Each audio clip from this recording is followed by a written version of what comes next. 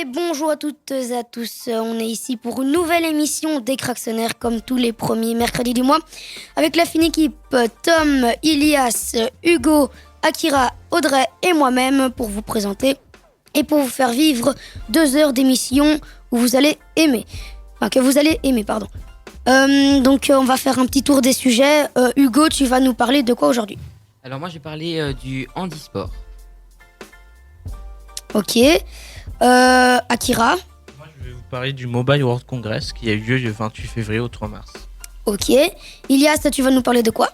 Alors aujourd'hui, je vais vous parler de la face cachée d'Internet. Ok. Tom, tu vas nous parler de quoi?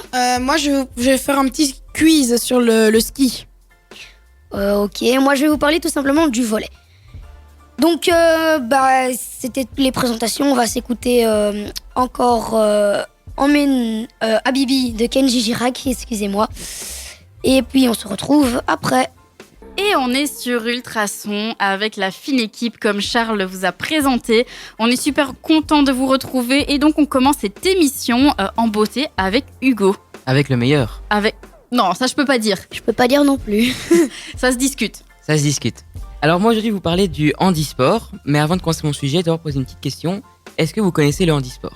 Oui, c'est pas le sport pour les handicapés. Enfin, c'est du sport, mais pour les personnes à mobilité réduite ou handicapées. Ouais, moi j'aurais dit ça aussi.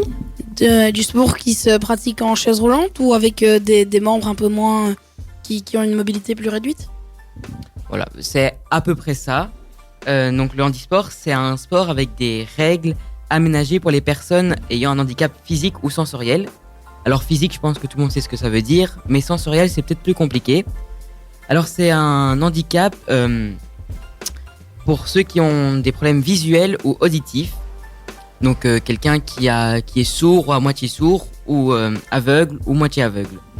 Et donc dans certains sports, ils mélangent des personnes ayant un taux d'aveuglité, je sais pas si ça se dit, mais bon, on va dire ça comme ça, plus élevé ou moins élevé.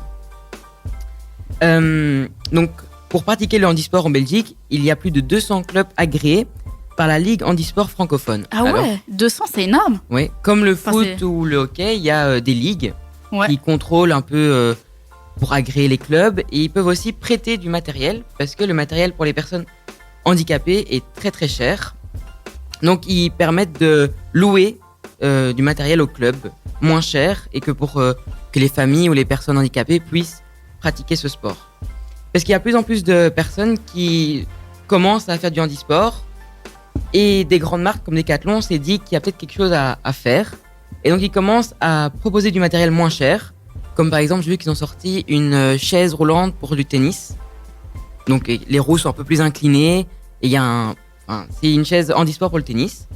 Et ils proposent ça un peu moins cher, parce que c'est du matériel peut-être moins beau ou...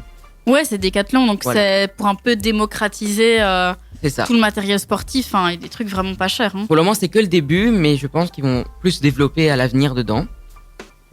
Alors le handisport, il est aussi aux Jeux Olympiques, depuis les Jeux Olympiques de Séoul en 1988.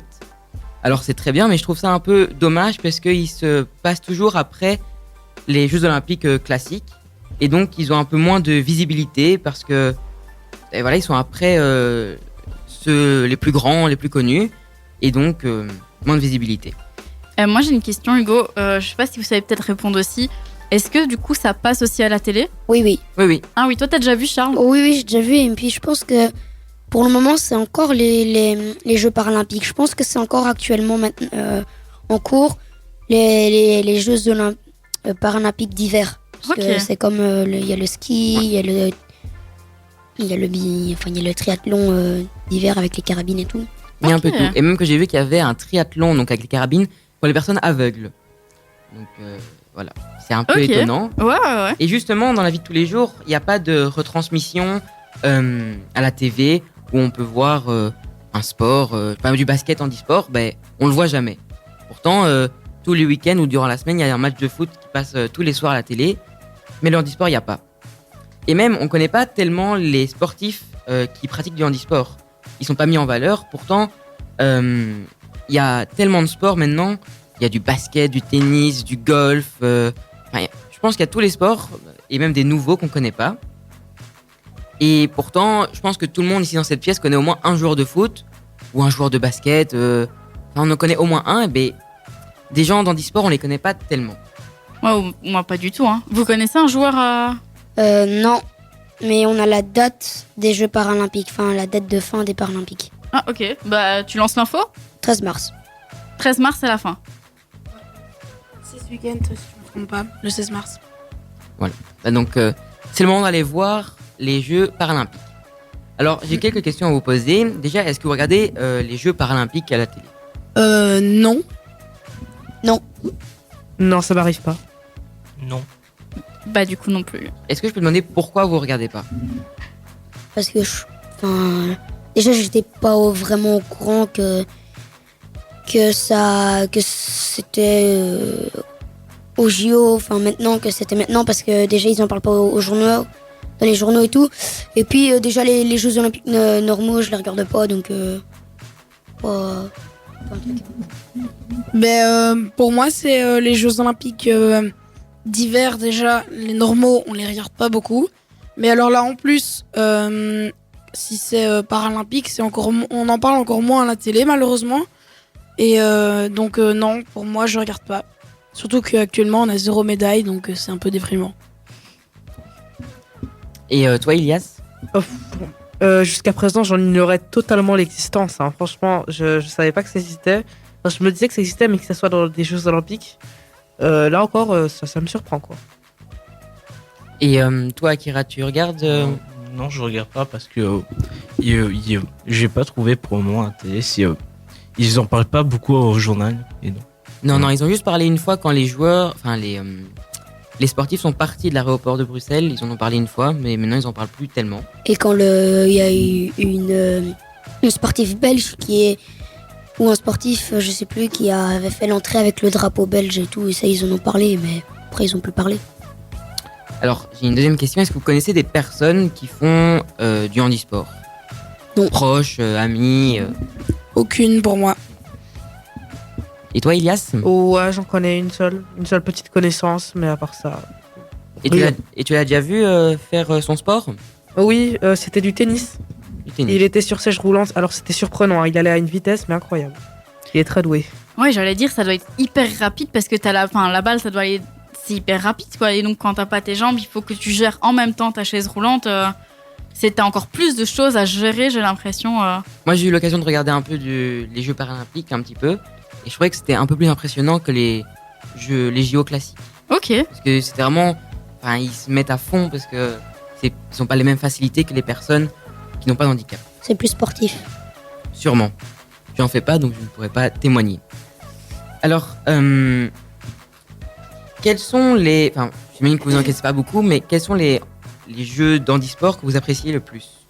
Le plus. Je pense que ça pourrait être, je sais pas moi, le ski et encore, non, je pense. Non, le basket. J'avais entendu une fois que c'était un peu beaucoup populaire, le basket aux Paralympiques ou le foot. Ouais, c'est très impressionnant aussi. Moi, je sais pas s'il y a du hockey aux Jeux Paralympiques. Je ne pense pas. Je vais pas dire trop vite, mais je ne pense pas. Ok. Ce que je sais, c'est qu'il y a du hockey sur glace.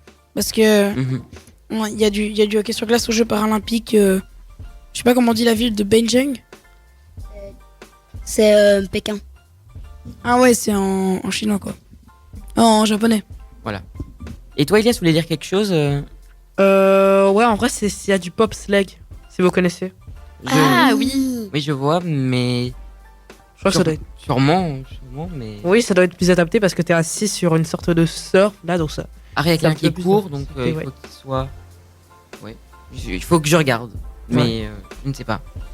Et j'ai vu il y a pas longtemps une vidéo. Je sais pas si vous connaissez le jeu Rocket League. Oui, je connais. Oui. Ouais. Et ben c'est des personnes dans une salle qui ont recréé ça avec des personnes en chaise roulante électrique. Et tu vois, ils avaient un ballon et une sorte de petite cage autour. Et ils se passaient le ballon, ils devaient marquer dans les goals. C'est une bonne idée. Et après, c'est bien. Avec le montage, ils faisaient comme dans le jeu vidéo avec les points et les animations de but. Ouais. Et tout ça. C'est dingue ça. Mais tu Et sais c'est que stylé. tu dis chaise roulante électrique, je pensais même pas que ça existait, alors que ça, bah, tu te dis, bah oui, en fait, avec la technologie et tout, on peut même aller plus loin. Ouais, ouais. Même, Ça fait longtemps qu'il y a des petites chaises roulantes en mode scooter, si on peut appeler ça comme ça. Ben écoute, je savais pas du tout. Et c'est vrai que je m'en rends pas compte. Ben voilà, moi j'ai plus de questions. J'espère que vous en avez appris plus sur le handisport Mhm. et que vous avez bien aimé le sujet. Ben, en tout cas, ça donne envie d'aller au moins, juste par curiosité, voir les Jeux paralympiques. Ah bah c'est le moment, ça se finit ce week-end. Ouais, donc, que ce soit effectivement, comme tu dis, je crois que c'était toi qui disais, Charles, qu'il y avait vraiment rien comme visibilité. Et du coup, ben ouais, de faire que ce soit un peu plus visible, parce que ça mérite autant que ce soit autant visible que les Jeux olympiques, ouais, on clairement. va dire classiques. Ouais, ouais. Voilà, c'est bon. Ok, mais merci beaucoup Hugo de nous avoir fait peut-être donner envie d'aller voir la dernière semaine des Jeux paralympiques. Je propose qu'on écoute The Weeknd avec Sacrifice. Et puis ce sera au tour de Charles de nous parler aussi sport, puisqu'on va retrouver Charles avec le volley. À tout de suite sur Ultrason. Et c'était Stromae avec Mon Amour. C'était une nouveauté Ultrason. Alors on a parlé de handisport avec Hugo. Et on va rester dans le même sujet avec Charles qui va nous parler de volley aujourd'hui. Oui, exactement. Donc, alors tout d'abord, le volley ressemble très fort au tennis. Il y a un filet, il y a une balle, mais il y a quand même quelques différences. On ne joue pas avec des raquettes, mais avec les mains. Et le terrain a quelques modifications. Le volleyball est un sport collectif opposant deux équipes de 6 joueurs séparés par un filet qui s'affrontent avec un ballon sur un terrain rectangulaire de 18 mètres de long et sur 9 mètres de large. Avec 600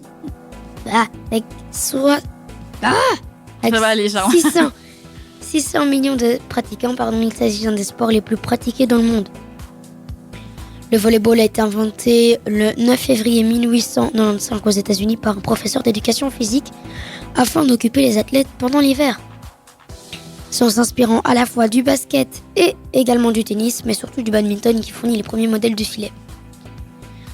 Donc, qui dit sujet sur le volley, dit sujet sur les règles aussi. Donc, les points sont marqués soit en faisant tomber le ballon sur le terrain de l'équipe adverse, soit quand l'adversaire commet une faute. La première équipe à atteindre 25 points avec 2 points d'écart minimum gagne le set et la première équipe qui gagne 3 sets gagne le match. Dans le cas d'un score à 2 sets partout, les équipes jouent un 5e set décisif. La première équipe ayant marqué 15 points cette fois-ci et non 25. Avec 2 points d'écart toujours minimum, remporte le 5e set et remporte le match. Chaque équipe peut toucher le ballon jusqu'à 3 fois et en plus d'un éventuel contre. Donc c'est quand l'adversaire va essayer de faire une attaque, on peut sauter au filet pour essayer de contrer la balle à ce qu'elle reparte dans l'autre camp et que le jeu continue. Avant que le ballon ne traverse le filet et les contacts consécutifs doivent être faits par des joueurs.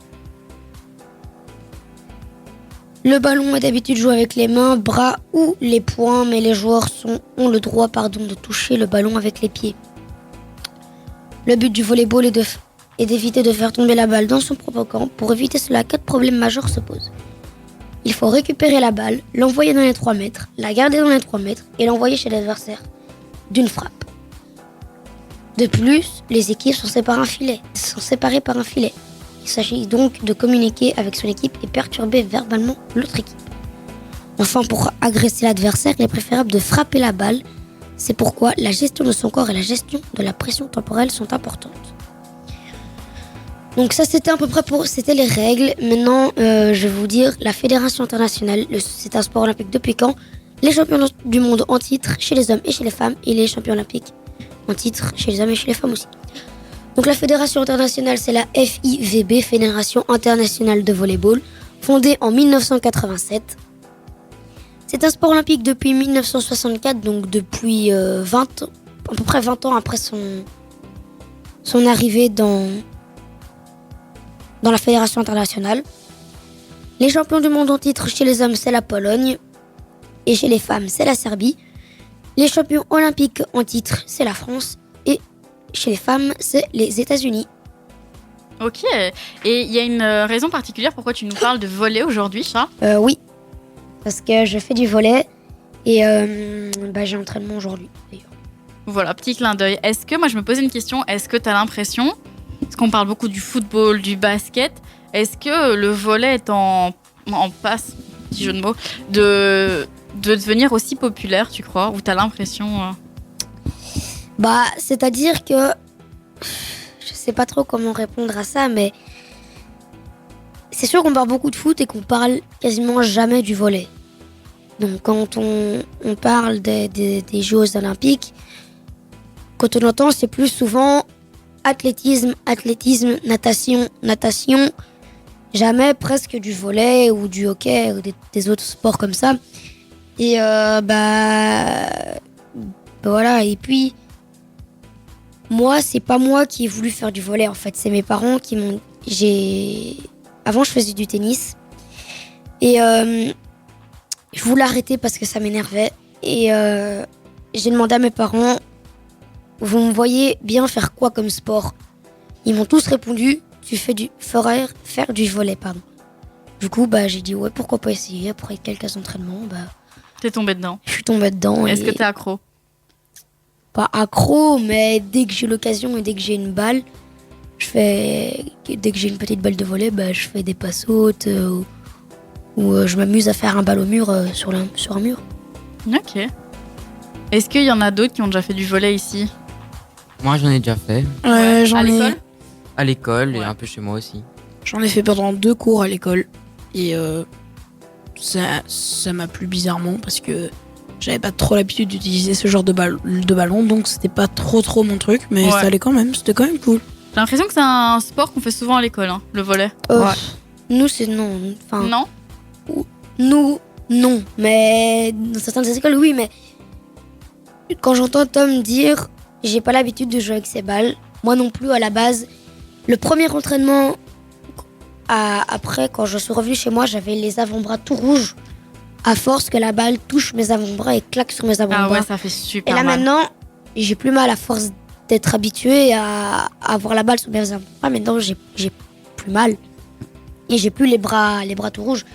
Et je pense que quand Tom dit j'ai pas l'habitude de jouer avec ces balles-là, je pense qu'il veut surtout dire j'ai pas l'habitude de jouer avec une balle aussi légère. Parce que les balles de volley, ça pèse pas moins d'1 kilo. Ouais, c'est vrai que c'est léger. Mais pourtant, ça fait mal hein, quand tu te la reçois. Ça fait mal parce que c'est lisse. C'est lisse et c'est du plastique. Enfin, du plastique. Ouais, puis t'as la force aussi avec laquelle Ouais. tu la lances. Hein. Excusez-moi. Donc ouais, franchement, si vous avez la chance de pouvoir essayer le volley, faites-y et foncez parce que c'est vraiment un sport génial. Ok, merci Charles en tout cas de nous avoir parlé de ta passion du volley. On va écouter, alors je sais pas du tout comment ça se prononce, peut-être que vous pouvez m'aider. Bendo? Ouais, Bendo? Ouais, je crois que c'est ça. Ouais, Bendo. De quel artiste? Bendo. Ok. Ah. Ok. Voilà, donc on va écouter Bendo. J'espère que je le prononce bien. Ouais. Let's go. Let's go, à tout de suite. C'était Delta sur Ultrason avec Taille Humaine. Et on va retrouver Tom qui va nous faire son petit quiz, histoire de détendre un peu l'atmosphère. Enfin, quoi qu'en fait, c'était pas vraiment tendu. Non, Je dis ça, mais on était bien. on était bien. Ouais, et du coup, un petit quiz sur, à mon avis, qui va parler à tous ceux qui sont rentrés de vacances ou qui vont bientôt partir en avril, puisque on a beaucoup de personnes autour de nous qui sont parties au ski ou qui vont partir. Ouais, et alors on va tout de suite commencer avec une petite question de bonne introduction. Dans quel pays a été inventé le ski alpin? Et je précise bien 2 compétitions. Alors, donc, dans la première proposition, on a en Belgique. En deuxième proposition, on a en Angleterre. En troisième proposition, on a la Suisse. Et en quatrième proposition, on a la Finlande. Je pense que ça a été inventé en Suisse. La Finlande. Je vais dire la Belgique. Hein. Ah oui, alors la Belgique est reconnue pour avoir beaucoup de neige. Et je sais pas, il y a un petit peu de neige des fois chaque année. Ouais. Akira, une idée? Je dirais la Finlande. Eh ben, donc du coup, on partirait sur la Finlande ici. Non, la Suisse, comme Charles. La Suisse, ok, voilà. Et donc de toute façon, personne n'avait la bonne réponse, car c'était en Angleterre qu'a été inventé le ski de compétition. Alors on n'a jamais dit qu'il y avait des montagnes en Angleterre, mais on a dit que le ski de compétition a été imaginé en Angleterre. Donc la théorie d'Hugo aurait peut-être pu fonctionner. Exactement. Exactement, Hugo aurait très bien pu dire l'Angleterre et aurait pu avoir raison. Donc, à quel âge peut-on commencer à faire du ski en France ? Alors, première proposition, on a 2 ans et demi, comme à l'école chez nous, à 4 ans, à 6 ans et demi ou à 3 ans. À 4 ans. Moi, à 3 ans. J'ai déjà vu des petites 3 ans, donc à 3 ans, c'est sûr. Moi, je dirais à 4 ans. Je pense à 2 ans et demi dans un parc fermé de l'ESF. Ouais, de l'ESF, le Jardin des Neiges. Les piou-piou. Ouais, c'est ça, le club Piu-Piu. Eh bien, non, c'est à 3 ans qu'on peut commencer à skier. Et c'est au Jardin des Neiges, à l'ESF, au Piu-Piu, comme l'avait dit Hugo. Sauf que c'est à 3 ans. Un point. Voilà, j'ai 1 sur 2. On peut pas tout avoir. Comme à Hugo, l'école, on des peut fois, pas être le meilleur partout. Hein. Alors ici, on a un petit vrai ou faux. Le ski de rando nous permet de monter, mais pas de descendre. C'est faux, on peut tout simplement descendre. Moi je connais la réponse, suffit juste d'enlever un petit truc sur le ski de rando pour pouvoir descendre en ski normal. Et est-ce qu'on aurait le pro du ski de rando ici avec nous? Et donc, tu nous dirais, Charles, qu'on peut monter et descendre en ski de rando? Oui, exactement, on monte avec un petit caoutchouc, avec un petit truc pour monter. Et à la montée, t'enlèves ce petit truc et tu peux descendre en ski normal. Ilias, Hugo, Akira? Alors déjà, moi, je sais pas ce que c'est que le ski rando. Vraiment pas. Bah, tu vois de la rando ce que c'est. De la randonnée? Oui. Oui. Tu vois ce que c'est du ski. Oui. Et ben, tu fais les deux et t'as du ski de rando. Bon, mais la même chose que Charles alors. Et moi, je dirais non. Plagiat. Allez, faire un peu l'exception du groupe. Toi, tu dis qu'on peut pas. Non. Alors, moi, je dis qu'on peut. Ouais, moi, je vais suivre aussi. Eh bien, non, c'était faux. C'est le principe de pouvoir monter indépendamment et de redescendre hors piste, là où on veut. Le ski de rando offre donc plus de possibilités de découverte. Ah, Charles, t'es. Donc, je sais pas. C'est bien nu. Ouais, tu nous as brain là. Et donc, j'ai raison. Et donc, Hugo, non, mais. Ouais, tout le temps raison. Il ne faut jamais suivre tout le monde. C'est Donc- vrai, la morale du jour. Une question. Quand a été inventée la première remontée mécanique? Première proposition en 1907. Deuxième proposition en 1897. En troisième proposition 1945. Et en quatrième en 1979. Je pense que c'est en 1979. Parce que déjà, je sais pas, en 1979, parce que ça me paraît plus récent que pour que ce soit trop. Et moi, je dirais 1945 parce que je pense que ça fait déjà quand même longtemps qu'ils en ont pour d'autres utilités que le ski, peut-être. Eh ben, j'ai justement un petit indice à vous donner. Certains remontes-pentes ont été détruits pendant une des deux guerres. Je ne préciserai pas laquelle. En Ah, non, 1945 alors. 1907. Ah oui, c'est vrai, 1900. Non? Bah oui, si, puisqu'il y en a un qui a été détruit pendant l'une des deux guerres. Mais 1907, c'est pas une 1907, guerre. c'est hein. pas une guerre, hein. Et donc, la réponse, c'est bien 1907. Et alors, ils n'ont pas été construits pendant la guerre. Ils ont été détruits pendant une des deux guerres. Ah, c'est pas là. Je crois que moi, j'ai zappé quelque chose. J'ai zappé une Il y a information. il y a eu une guerre en 1907. Non, construit en Mais non, 1907, Ils ont été construits en 1907. la durée, Mais mais cassé en ils- 14-18. Exactement, Ilias a compris. En fait, vous avez dit 1979 et 1945, mais grâce à mon petit indice, vous saviez déjà éliminer ces deux dates-là. Ah, on n'est pas assez vif, c'est pour ça. Ouais, on n'est pas vif. Bah, moi, 1945. Moi, c'était j'ai la été guerre. vif. Oui, moi aussi, tu sais, j'ai pas. Donc, on va passer à la prochaine question. Alors, c'est de nouveau un vrai ou faux. Y a-t-il des domaines de ski alpin en Belgique? Bah oui, le domaine de allez. Les Vosges. Non, c'est en France. Non. Et le... Bautrange. Ah, Ouais, oui, Bautrange. Le c'est signal vrai. de Bautrange, il y a des domaines de ski alpin. Après, quand il y a de la neige, une fois sur 14. Enfin, il y a des canons à neige, hein. C'est toi qui nous parlais de parfois avoir de la neige en Belgique. Parfois. Mais bon, il faut être rapide, il faut être vif. Faut être vif. Ce qu'on n'est pas tout le temps, pas Je connais aujourd'hui. pas du tout. Et donc, Hugo, tu dirais quoi? Oui, il y en a. Et toi, Kira? Bah, je dirais aussi qu'il y en a. Et toi, Ilias? C'est sûr qu'il y en a, enfin, ça paraît logique. Ok, bon, vous avez tous raison. Il y a des domaines de ski alpin en Belgique. On a par exemple celui de Lierneux, d'Ovifa, de Liège, ou encore celui d'Anderlecht, car Liège et Anderlecht sont des domaines de ski gazon mouillé. Ah bon? Oui, Anderlecht, j'habite à Oui. Anderlecht et donc effectivement, je crois que c'est le. C'est quoi le nom C'est du synthétique. C'est du C'est du synthétique, je pense. synthétique, ouais. Mais il y a aussi des gros bâtiments où c'est des pistes de ski artificielles, des gros bâtiments et tu peux faire du ski dans de gros Ouais, pistes. ouais. Bah, à Dubaï, il y en a Ouais. une. Ah. hein. Normalement c'est Luge, je pense. Je sais pas si on a des bâtiments comme ça de ski en Belgique. Je sais qu'on en a un de Luge, ça je suis sûr. À vérifier. À vérifier, ouais. Et dans l'informatique, alors là, très simple. Le ski, c'est uniquement dans les montagnes et cela n'a aucun lien avec le web. Première proposition. Deuxième proposition, il existe des jeux de ski, d'expérience, de damage, etc. Donc le damage, c'est le fait de damer les pistes pour que ce soit plus accessible aux skieurs. Il existe des simulateurs de chute de ski alpin. Boom. Et là, j'avais plus d'idée pour remettre une autre bêtise dans la proposition numéro 4. Donc on sait que la 3, c'est peut-être encore une bêtise. Oui, c'est ça. Moi je sais, il existe des... Oui, parce que oui, il existe des jeux de ski et de damage comme ski simulation et des jeux comme ça. Oui, donc, de la simulation. Oui, de la simulation, quoi. Pure et dure. Ouais, ça existe. Je ne vais plus regarder l'écran. Parce qu'il y a un petit tricheur dans la salle ici. Mais non, je triche pas, c'est juste que les gifs ils me font marrer, du coup je suis obligée de regarder l'écran. Ouais, Mais là- toujours se défendre. là, quand on j'ai- connaît les tricheurs. Quand j'ai vu qu'il restait 5 secondes, j'ai tourné ma tête et j'ai pas regardé la réponse. On connaît les excuses des tricheurs. Je dirais quand même la 2 alors. Damage et. Bah, Il c'est- existe du ski, de damage et tout. Et toi, Kira? Bah, c'est sûr que ça doit exister des choses comme ça. Ouais, en effet, vous avez raison parce que on retrouve par exemple dans les jeux Snowtopia. Je connais pas. Je Charles, connais tu pas connais non Snowtopia? Snowtopia, tu connais? Non, je connais pas, je connais que ski simulation. Moi je connais. Et ski simulation, c'est quoi?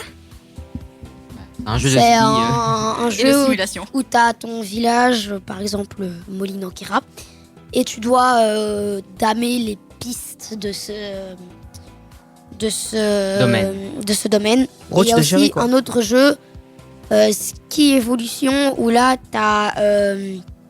tu t'occupes d'un domaine skiable où tu dois damer les pistes, où tu peux même faire du ski quand il y a de la neige, et tu peux même avoir une carrière où t'as pas de neige, où tu démarres en été, il n'y a pas de neige, du coup tu dois t'occuper de la réserve naturelle et tout ça.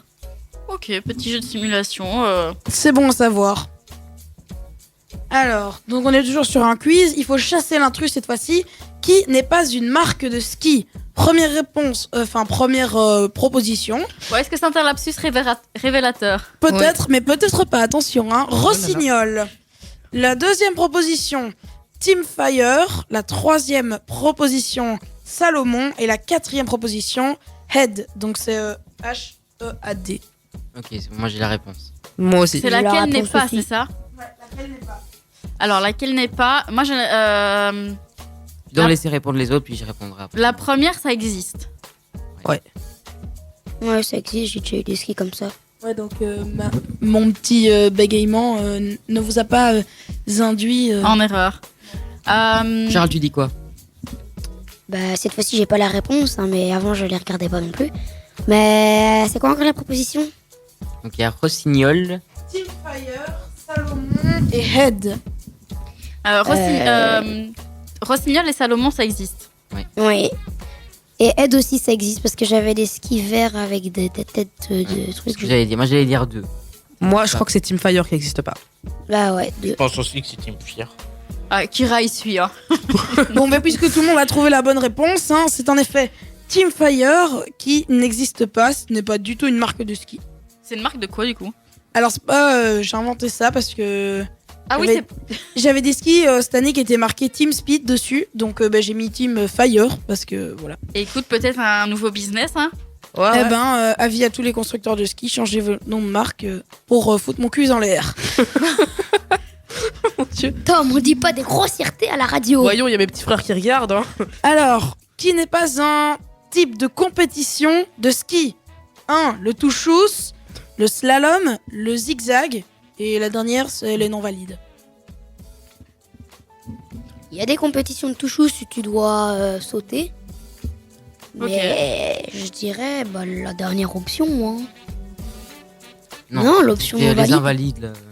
Ouais, l'option les invalides. Mais non, du coup, parce que l'option invalide, oui, c'est mais d'office pas Elle elle. n'existe pas. Mais non. Donc le zigzag, ça existe. Le zigzag, ça existe. Moi, j'irais la une. Ouais, Ouais, la une. C'est juste un Ouais, mouvement la de une, ski, c'est finalement. bien. Eh ben non, en fait, c'est le zigzag qui n'existe pas. Oh.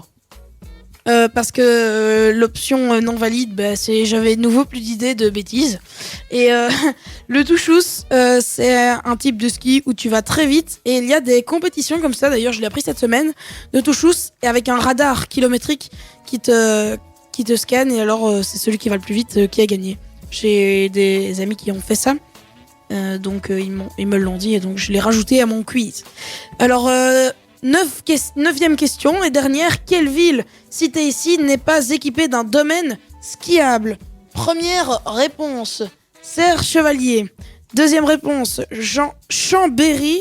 Troisième réponse, Champéry. Et quatrième réponse, Nemours. Nemours, ça rime avec Zemmour. Du coup, C'est ce que j'allais dire. Et moi, Nemours. je dirais quand même la 3. Champéry. Chambéry, je connais. Mais Chambéry, on n'y skie pas. Champéry, c'est en Suisse. Champéry, ouais c'est en Suisse. Chambéry, on ski. Chambéry, c'est en France. Mais Ou alors je confonds. Chambéry, c'est en France et Champéry, c'est en Suisse. Ou alors c'est l'inverse parce que moi, Tom je a crois que déjà été Chambéry, c'est en Champéry. France, mais qu'on n'y skie pas. Si, c'était les montagnes. Ah ouais? Si, on si, Ok, ski. ok. Moi- Je vous induis peut-être en erreur. Moi, je je dis sais pas. c'est Zemmour qui n'est pas C'est Zemmour, c'était un domaine skiable. Nemours. c'est Nemours. On dit Nemours, hein. Ouais, c'est pareil. Zemmour, Nemours, ça rime. Attention, si ça existe vraiment, mais peut-être pas confondre les deux. Allez, moi, je reste quand même sur ma 3, même si j'ai un doute sur la 4. Mais... En vrai, moi, je dis que c'est la 3. Toi, Kira? Moi, je dirais 4. Bon, Hugo, t'aurais mieux fait de suivre ton petit doute parce qu'en effet, c'est la 4. Nemours, j'ai fait du pif sur Google Maps et en fait, Nemours, c'est une ville en France et pour votre info, elle se situe à 2 doigts du parc naturel régional du Gentillet français. D'accord, rien à voir avec Zemmour. Rien à voir avec Zemmour. Absolument rien à voir avec Zemmour. Ok. Mince alors. Bon, merci Tom en tout cas pour ce petit quiz qui a bien détendu l'atmosphère. On espère que vous aussi vous avez apprécié, que vous avez pu participer à ce quiz et que ça vous a fait passer un bon moment. On va se retrouver déjà avec de la musique comme d'habitude avec Sia et Sean Paul avec Dynamite. Et oui, c'est vrai, on dit au revoir à Hugo. Oui, moi, je dois partir. Malheureusement. Ben oui, Hugo. Eh oui. Bon, et bientôt Bye, aussi, au revoir bye. à Charles, on verra. À mon avis, après le sujet d'Ilias, je serai plus là, Ok, mais eh bon. bien on perd un de nos membres, un de nos fidèles membres, mais Peut-être le meilleur, mais bon, ça. on en revient. Ouais, on c'est en bon, revient. on c'est va bon. le dire. on va le Bon, dire. on va pas faire le débat encore. On vous, du coup, salut Hugo et on se retrouve juste après. À tout de suite. Et c'est toujours les Cracksonnaires qui vous accompagnent jusqu'à 16h, pardon. Et du coup, on va commencer avec Ilias qui va nous parler d'un sujet qui a pas mal fait débat entre nous, en tout cas. Je te laisse la parole. Eh ben, d'abord, bonjour tout le monde. Alors aujourd'hui, je vais vous parler sur la face cachée du net. Alors, déjà, d'où vient la définition le dark web, disons en anglais? Eh ben, c'est aussi appelé web clandestin ou encore web caché. Et c'est le contenu de réseaux superposés qui utilisent l'internet public, mais qui sont seulement accessibles via des logiciels ou des configurations protocole spécifiques. Ça veut dire qu'on ne peut pas y aller sur Google, Chrome, Yahoo, vous voyez quoi, on ne peut pas y aller sur Opera pour facilement accéder à ce truc. Il faut aller chercher d'autres navigateurs spécifiques et cachés. Tout d'abord, d'où m'est venue cette idée de faire ce sujet-là? Eh bien, il y a environ un an, avant que je ne sois pas sur la radio, j'ai regardé la vidéo d'un youtubeur, dont je ne citerai pas le nom, qui parlait de ce fameux web caché. Ma curiosité m'a piqué et j'ai voulu en savoir plus sur cela. Donc je me suis dit pourquoi pas en parler sur la radio. Alors d'abord, comment est arrivé le dark web? Parce qu'il y a toujours eu un commencement à des choses comme celle-là. Alors le dark web a été créé à base pour le gouvernement américain pour l'échange d'informations entre leurs espions. Donc en gros c'était un petit peu un WhatsApp privé quoi, à la base. Mais on va dire qu'il a été découvert et a été mis en public sur d'autres navigateurs. Donc oui, ça a été un petit peu recherché et maintenant, c'est devenu le dark web et voilà. À quoi sert ce fameux dark web? Déjà, ok, vous pouvez débattre au cas où, hein, les gars. Non, mais on t'écoute, c'est D'accord. hyper intéressant. Ok. Mais déjà, le dark web permet l'échange de drogue ou de produits illégaux entre deux personnes. Donc, on va dire que c'est plutôt un trafic, quoi. Il y a beaucoup de trafic dessus. Et de naviguer en anonyme pour le censure des pays. Donc, si on veut, le dark web, c'est pas quelque chose de très obscur. C'est pas quelque chose de mal. Quelque chose de... Il n'y a pas que de l'impureté dessus. Ça sert aussi à certaines personnes, à certains pays, qui n'ont pas Google comme nous, en Irak, en Iran par exemple, qui eux doivent utiliser, on va dire, le darknet pour un petit peu naviguer. Pour eux, c'est un petit peu Google. Et bien sûr, ils n'ont pas accès aux produits ainsi. Qui utilise ça? C'est un peu important. Alors, le dark web est utilisé par les lanceurs d'alerte, les voleurs et les dealers. Ou les journalistes. Ça peut dépendre. Les journalistes, eux, cherchent des informations pour les programmes télévisés, tout ça. C'est rare, mais oui. Je pense aussi qu'il y a des lanceurs d'alerte qui sont là-dessus. Oui, bien sûr.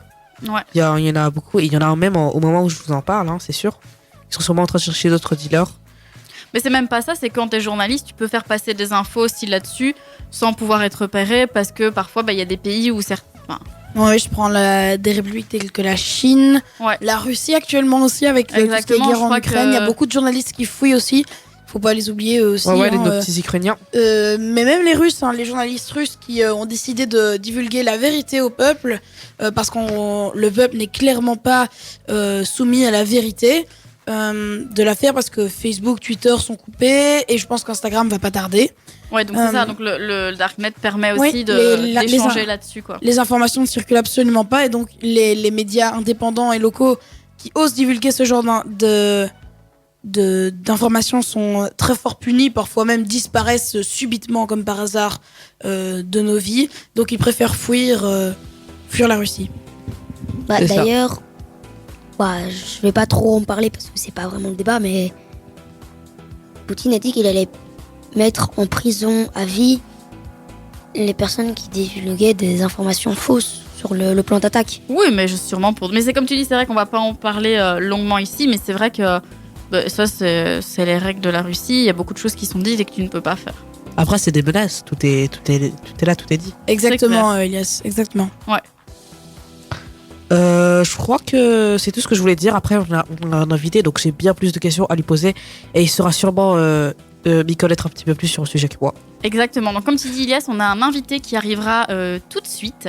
Donc, on va d'abord écouter un peu de musique et puis il va répondre à toutes tes questions, à vos interrogations, justement pour parler sur ce sujet. On ne connaît pas tout ce qui se passe en tout cas et qui éveille pas mal la curiosité. C'est ça.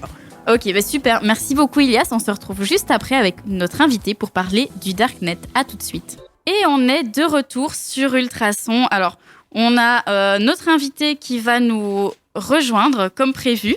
Est-ce que vous m'entendez bien ? Très bien. Attends. Alors, on fait quelques petits réglages. Son, je me prépare. Normalement, tout le monde est là. Est-ce que tout le monde m'entend ? Ouais. Allô, Ok. avons-nous Jürgen au bout du fil ?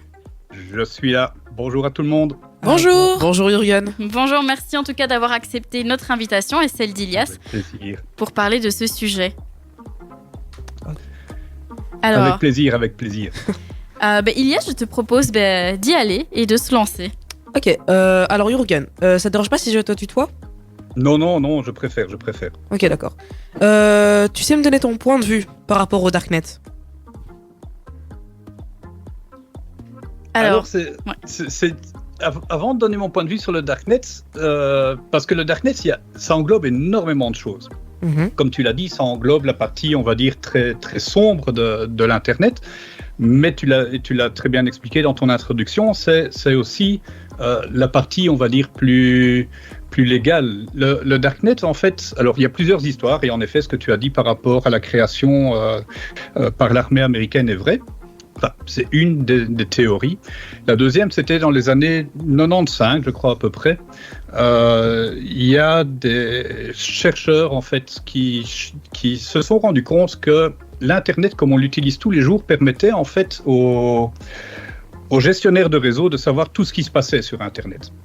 C'est-à-dire que très facilement, on pouvait voir, tiens, telle personne va sur tel site, etc., etc. Et ils ont cherché des solutions pour, on va dire, protéger un peu ce genre de choses. Et ils ont trouvé un système, on va dire, de routage qui, sans rentrer dans la technique du tout, parce que c'est assez complexe, ça marche comment ? Ça marche un peu comme des poupées russes. C'est-à-dire que le but, c'est qu'une personne envoie un message en restant anonyme, c'est un peu le principe de la lettre anonyme, mais en plus sans connaître l'adresse à qui on va envoyer ça. Ça, c'était un peu le principe qui était recherché. Ils ont réussi à le faire avec des moyens cryptographiques, etc. Alors, mon point de vue, il est très partagé, parce qu'il faut savoir que dans le Darknet, il y a 96% du Darknet qui est utilisé, qui est totalement positif. Tu en as parlé, c'est par exemple pour les lanceurs d'alerte, pour les journalistes. Actuellement, je pense que j'avais regardé, il y a à peu près, je reprends le dernier chiffre, 160 000 utilisateurs tous les jours, par exemple, qui viennent de Russie, donc qui utilisent le Darknet. Ouais, en effet, on en avait parlé il y a quelques minutes. Tout à fait. Donc ça c'est vraiment une des utilisations les plus communes. Après, n'importe qui peut utiliser le Darknet pour rester, on va dire, personnel, pour protéger ses informations privées.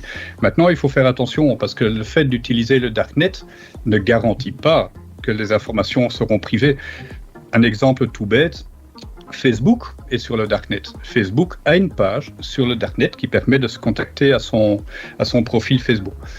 Maintenant, je pense que tout le monde sait que avec tout ce qu'on met sur Facebook, s'il y a bien une chose qui n'est pas privée, ce sont les informations qu'on met sur Facebook. Facebook les utilise pour faire du profiling, pour vendre des publicités, etc., etc. Donc, le Darknet n'est jamais qu'un moyen de transport, on va dire ça comme ça. Ça, c'est on va dire la belle partie du Darknet. Après, il y a une autre partie qui représente une infime partie du Darknet. On pense que c'est à peu près 4%. Et dans ces 4%, on trouve de tout. Ça peut être de la vente de drogue, de la vente d'armes, de la pornographie, de la fraude. Il y a à peu près une étude de 2013 montrait qu'il y avait 40 millions de numéros de cartes de crédit sur le Darknet.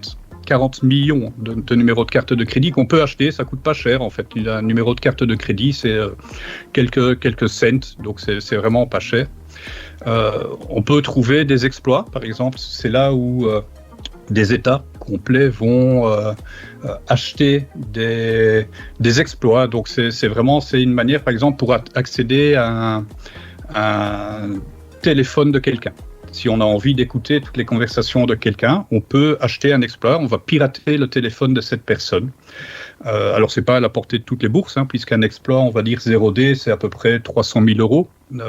Et ça dure ce que ça dure. Donc, si le fabricant de téléphone corrige ce problème-là, on peut dépenser 300 000 euros pour une durée de vie, je veux dire, de l'exploit d'une semaine au grand maximum. Donc ça dépend vraiment, mais de temps en temps, pour des États où ce genre de choses, c'est rentable. Donc, et c'est un truc de fou quand même. Ouais, c'est un truc de fou. J'allais dire, quand on entend dans les médias dire, ben voilà, je sais pas, un pays a mis sur écoute autant de personnes, c'est via ce genre de canal-là ?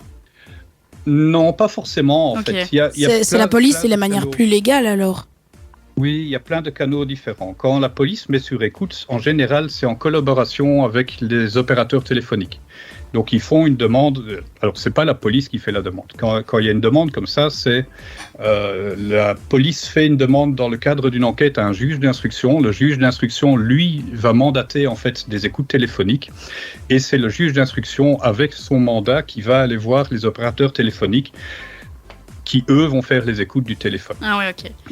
Ici, on parle, par exemple, et c'est là où ce genre d'exploit est important.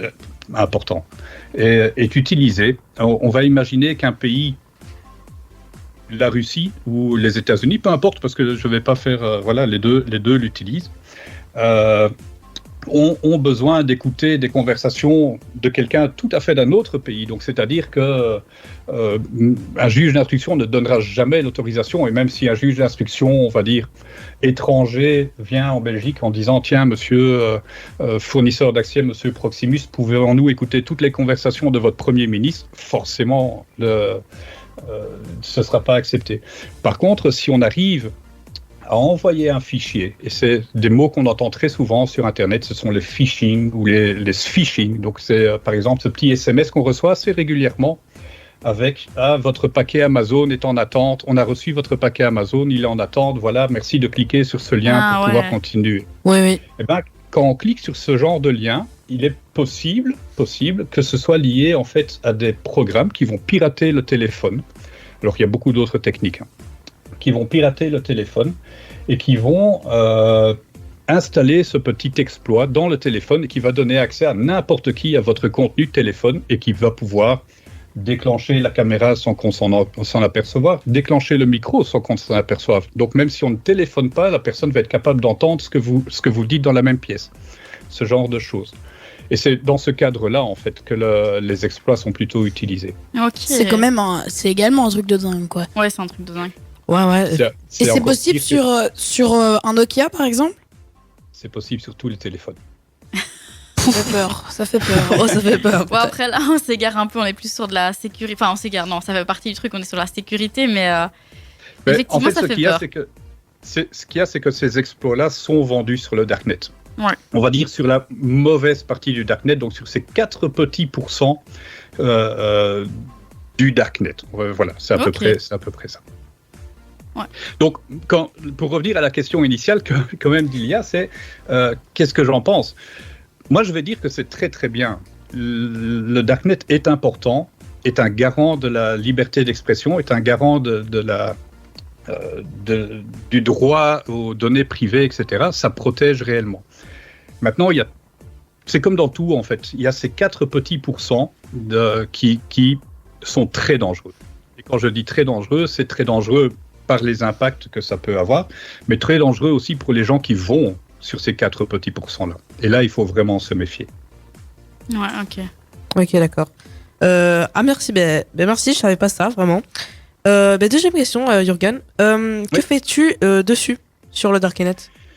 Alors, moi, mon métier, en fait, c'est... je suis consultant en sécurité informatique. Ok. C'est-à-dire que on a plusieurs casquettes à ce niveau-là. Et une des casquettes, c'est par exemple ce qu'on appelle de la penetration testing. Donc, on me demande en fait de pirater des clients. Donc, on vient et me dit, voilà, on veut mettre en place alors c'est en général des banques ou des grosses institutions comme ça. On aimerait bien mettre en place ce service-là. Est-ce qu'il est suffisamment sécurisé? À ce moment-là, on doit se mettre dans la peau d'un pirate informatique, réellement, et utiliser toutes les technologies qu'on connaît, toutes les techniques qu'on connaît. Et on peut aller sur le Darknet. Alors, dans ma société, on ne va pas payer, par exemple. Pour avoir des exploits comme ça, on ne payera pas. Déjà, c'est pas rentable, parce que les tarifs sont... C'est trop cher. Totalement exorbitants, donc ce serait vraiment pas rentable. Par contre, on peut trouver des informations qui peuvent être utiles pour un piratage. Je prends le nom d'une personne, je fais des recherches sur l'Internet, on va dire même normal, sur les Facebook, sur les différents sites médias sociaux, pour trouver un maximum d'informations sur les personnes. Je vois que, tiens, telle personne joue au volley, et puis elle s'intéresse, elle est dans un club handisport, comme j'ai entendu un peu ce qui se passait avant. Donc, tout ce genre de choses. Je connais son nom, je fais des recherches. Et puis, je vais, par exemple, sur le Darknet pour essayer de voir, tiens, est-ce que son compte a déjà été piraté à un moment quelconque? Et on sait le voir, ça? Donc, vous savez aller voir si, par exemple, mon compte Instagram a été déjà piraté? Alors, suivant les adresses mail et tout ça, oui, en effet, il y a des bases de données qui permettent de voir si je trouve des anciens mots de passe, par exemple. Et des par anciens exemple, ou des récents. Si le mot de passe n'a pas été changé, ça peut encore être le mot de passe actuel. Maintenant, en général, ce sont toutes des choses qui se payent, mais qui se payent très peu. Et vous pouvez retrouver qui est l'auteur de ça? Du piratage? Oui. Non. Dommage, quand même. Il y a d'autres- Je dis c'est quand même dommage parce que on s'est trouvé presque qui l'a fait, mais on s'est pas trouvé qui l'a fait. Ben, en fait, ça c'est pour ça que le Darknet est difficile. Le Darknet, il essaye de protéger dans les deux sens. C'est-à-dire que, comme j'ai dit, c'est poster une lettre anonyme à quelqu'un dont on ne connaît pas l'adresse. Donc là, tout d'un coup, on va demander, on va rester anonyme. Je vais sur le Darknet pour trouver des informations concernant ton compte. Mais je ne sais pas qui va me les donner. Je sais que je peux les trouver à certains endroits, mais je ne connais pas le nom. Et personne ne connaît le nom ou même l'adresse, ce qu'on appelle adresse IP. Je ne sais pas si ça parle à certaines personnes. Oui, bien sûr. Ouais. Donc, on ne connaît même pas l'adresse IP du serveur. Le serveur est caché quelque part dans le Darknet. Donc c'est pas possible en fait de faire les liens. C'est pour ça qu'il y a des sites internet du Darknet qui sont de temps en temps pris à leur propre jeu puisqu'ils sont piratés. C'est une des techniques en fait que la police utilise pour combattre les sites frauduleux qui se trouvent sur le Darknet. Alors pas la police belge, mais d'autres polices le font. Mais à part ça, on ne sait pas. Donc on ne sait pas avoir confiance, on ne sait pas qui donne ces informations. C'est le but du Darknet en fait, c'est de rester totalement anonyme mais dans tous les sens. Donc celui qui fournit l'information, celui qui vient la chercher. Ok, merci. Mais, écoutez, on est à la moitié des questions, donc je propose qu'on mette un petit peu de musique déjà. Tu crois que... Écoutez, ouais, il est 41, donc on finit l'émission à 16h. C'est vous qui gérez le truc. Et bien, on va écouter un peu de musique et après on se retrouve pour la suite de l'interview. À tout de suite. Et on se retrouve sur Ultrason pour continuer notre sujet sur le Darknet avec Ilias et Jürgen, notre invité du jour. Ilias, je te laisse la parole. Merci Audrey. Alors Jürgen, on continue. Petite question, on rentre déjà dans le vif du sujet. Ça m'allège déjà de dire cette question. As-tu déjà eu des problèmes sur le Darknet? Non.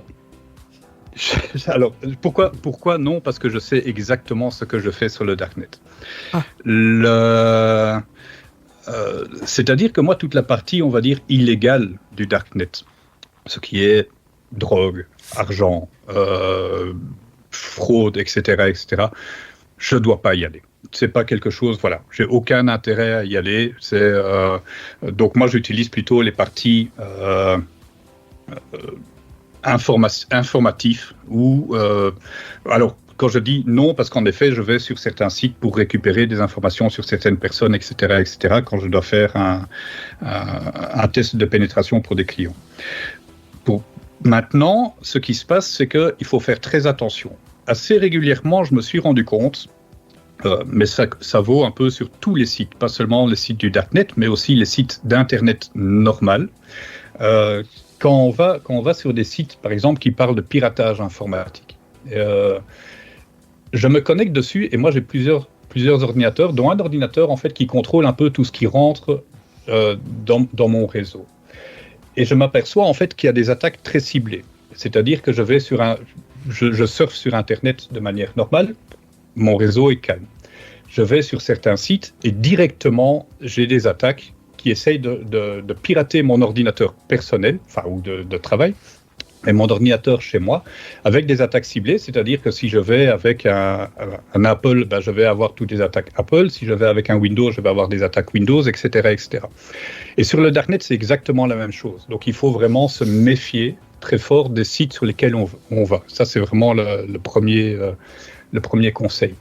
Après, quand on dit est-ce que j'ai eu des problèmes avec le Darknet, non.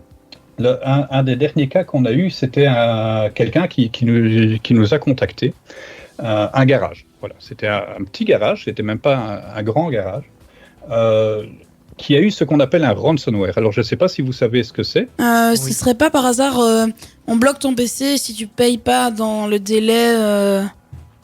Tout à fait. C'est exactement ça. Donc en fait, tous les fichiers de l'ordinateur sont chiffrés et on a un certain nombre de jours pour payer. Alors ça se paye en général en Bitcoin, donc pour rester anonyme, etc. Et sinon, la clé de chiffrement disparaît, est détruite et on perd toutes les informations. Alors là, cet exemple, en fait, ce garage, le problème, c'est qu'il avait tous ses clients qui étaient chiffrés, toutes ses factures qui étaient chiffrées, les factures qui n'avaient pas encore été payées par les clients, donc il ne pouvait même pas relancer un client s'il ne payait pas, tous les fournisseurs, etc. C'est un tout petit garage, donc c'est même pas... Voilà, c'est pour lui, c'est une catastrophe, il ne s'en remettrait pas. S'il perd toutes ces informations, il ne s'en remet pas. Alors pourquoi c'est un lien avec le Darknet ? C'est que quand on m'a contacté à ce niveau-là, il y avait un lien qui permettait de contacter le support du pirate informatique. Donc en fait, les pirates informatiques ont des sites de support qui se trouvent sur le Darknet et qui,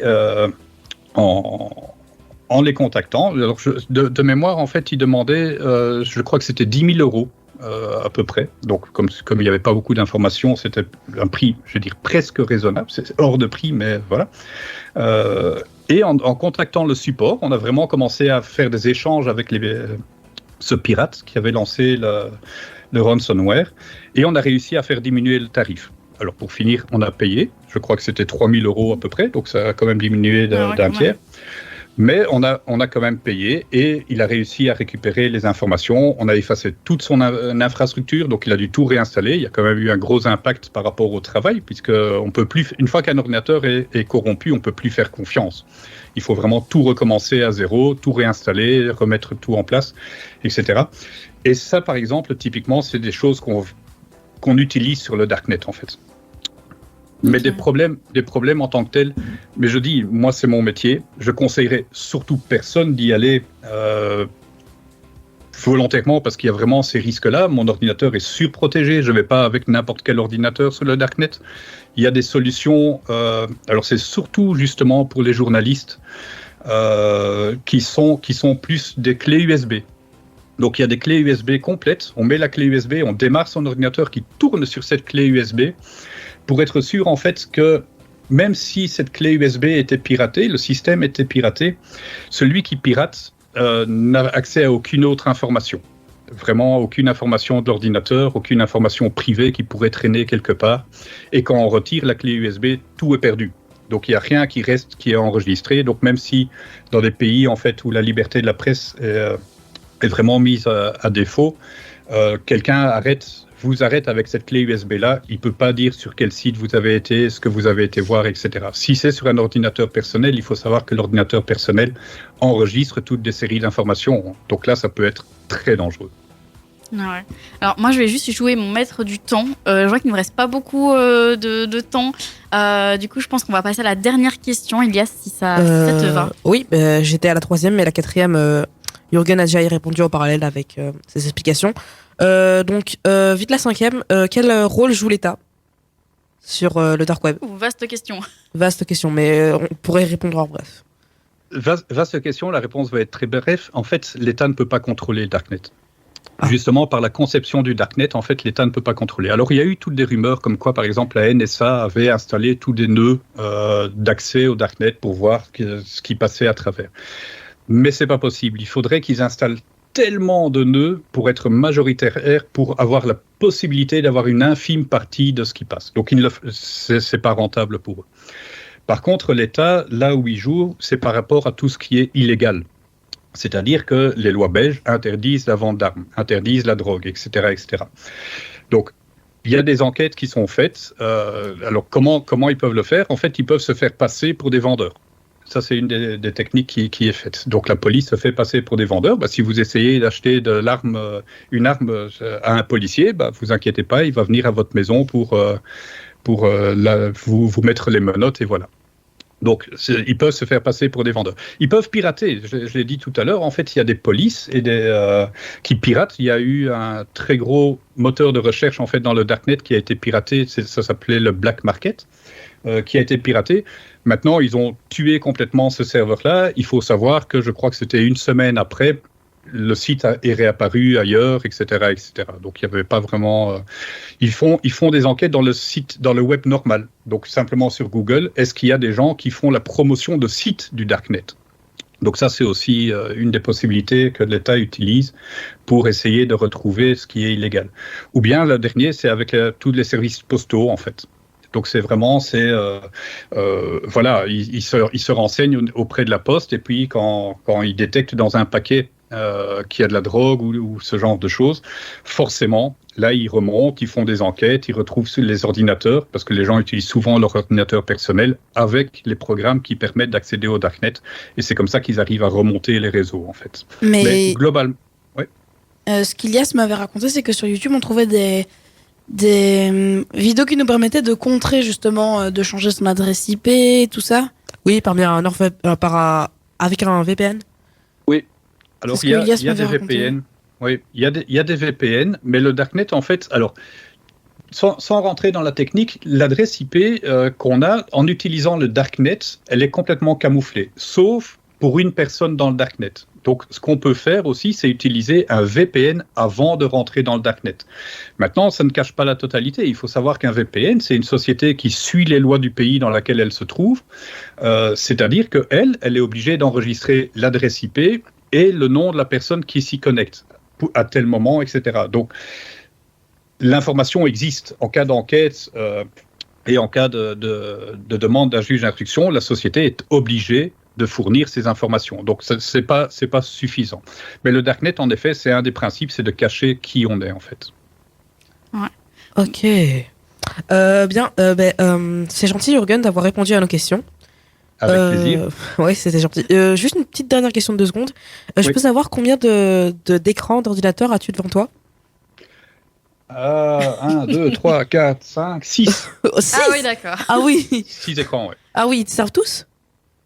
Alors, il y en a qui sont noirs pour le moment parce que je ne suis pas sur la machine. Il fonctionne, hein, l'ordinateur fonctionne, mais pour le moment, ils sont noirs. Mais pour le moment, là, j'en ai 6, ouais. Donc, bien équipé. Bien équipé. En tout cas, c'était passionnant. Moi, j'étais vraiment prise dedans et je pense qu'on pourrait encore en parler pendant des heures. Ouais. Mais là, il faut. Ouais, mais là, le timing tourne et on a encore Akira qui va nous faire son petit sujet. Donc, un tout grand merci en tout cas. Merci Ilias d'avoir proposé ce sujet. Ouais. On dit au revoir à Jürgen et on va écouter. Qu'est-ce qu'on va écouter? On va écouter Stromae. À tout de suite sur Ultrason. Et c'est déjà les dernières minutes des Kraxonnaires, puisque là on dépasse déjà du timing, mais on finit ça en beauté avec Akira qui va nous parler comme d'habitude de technologie. Bonjour, aujourd'hui je vais vous parler du Mobile World Congress. Ça s'est déroulé le 28 février au 3 mars. C'est un salon de technologie comme plus ou moins CES, mais là c'est axé sur les technologies mobiles. Et je vais vous présenter sur moi les meilleures innovations qui ont été présentées. Je vais vous parler d'abord de TCL qui a présenté 3 smartphones et une tablette. Le premier c'est Fold Android. Il se plie de différentes façons pour se transformer de tablette en téléphone quand il est complètement déroulé. Aussi TCL ont présenté 2 smartphones comme plus ou moins le Z Flip 3, le Z Fold 3 de Samsung qui est un des plus connus, qui se plie en verticalement. Il y en a un qui a l'écran du derrière qui est le même de l'écran avant. Donc il n'y a pas de bord sur le côté vu que c'est l'écran. Il y a un autre qui n'a pas d'écran derrière et qui se plie à 360 degrés. Aussi TCL ont présenté une tablette qui n'a pas de rétroéclairage. Donc il peut être utilisé s'il y a des lumières. Donc ça peut être bien à donner à vos enfants pour pas qu'ils jouent la nuit. Aussi Orange ont été sur le salon pour parler de leur 5G. Qui ont fait 2 activités.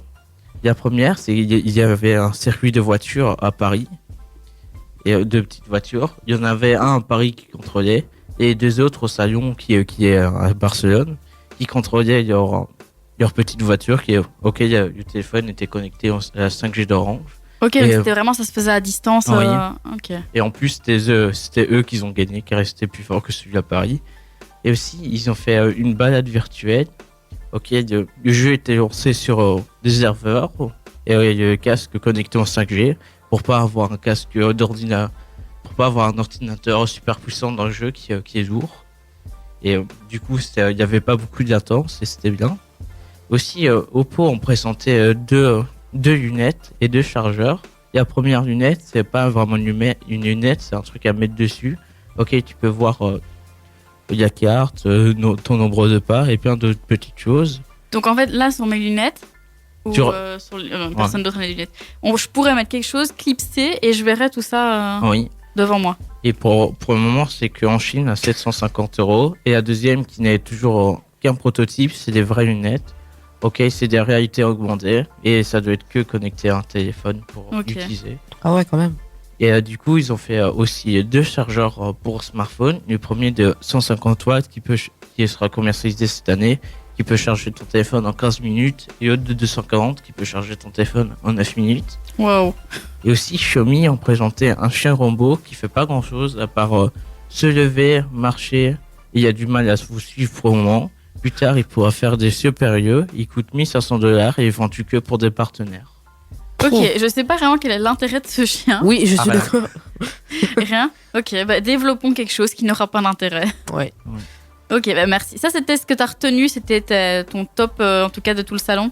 Oui. Merci Akira de nous avoir partagé ça. Comme on a dépassé un petit peu du timing, on va déjà se dire au revoir maintenant. Ouais. Et se dire que c'est une très bonne question. On reviendra soit fin avril, soit on se donne rendez-vous en mai, puisque évidemment les vacances de Pâques, on peut dire ça encore, les vacances de printemps. Exactement, ouais. Vacances de printemps tombent en plein milieu. Donc on vous donnera toutes les infos sur Facebook, Instagram, sur les réseaux sociaux pour savoir quand est le prochain direct. Sur ce, on se dit au revoir. Au revoir. Salut. À la prochaine. Audrey, oui. petit truc. Est-ce qu'il y a des gens qui vont faire des personnes à faire des dédicaces aujourd'hui ou pas? Si vous voulez faire une dédicace, c'est le moment. Personne. Bon, je vais en faire une. Vas-y. Je tiens à faire une dédicace à ma grande famille.